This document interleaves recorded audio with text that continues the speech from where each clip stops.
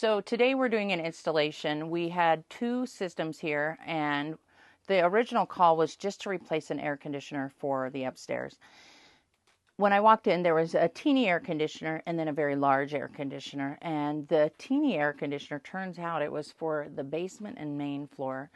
The gigantic one was for the upstairs. So it was backwards from just my initial thought. And it took me almost an hour after walking around the house, measuring ductwork, to really figure out what was going on. So I wanted to point out a couple of unique things. First of all, the original furnace was only 14 inches wide. And if you look above me, this trunk line, or the straw that we have for our Diet Coke, was 21 inches wide.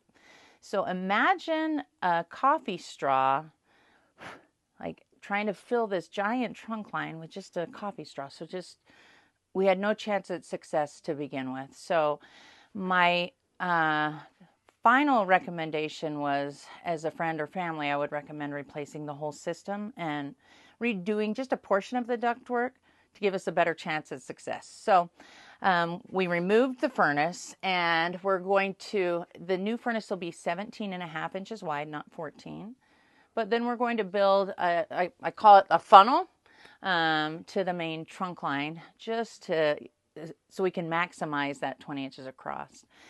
We did a video on CFM and how large a supply should be for, like, we need 400 CFM per ton of air, but like, what does that actually mean? And each 6-inch round vent carries 110 CFM, so we like to have 4 vents per ton of air above grade. And that's just all rule of thumb.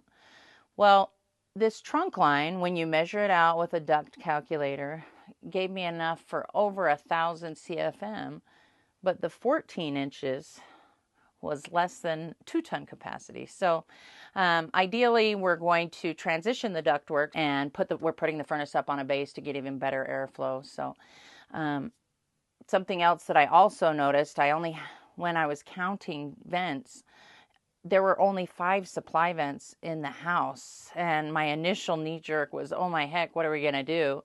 We've got to add some vents in the basement. Well, as I was walking around, I put my hand on one of the round vents and it was cold, but it didn't make any sense because it was larger than I would have anticipated.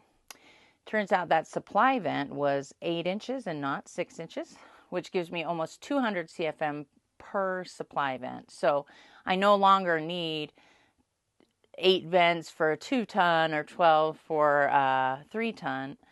I could have 4 vents at 8-inch and have enough capacity for a 2-ton by itself. So lots of things to think about when you're sizing equipment, and service technicians are looking for things different than people that are putting together a new system for you.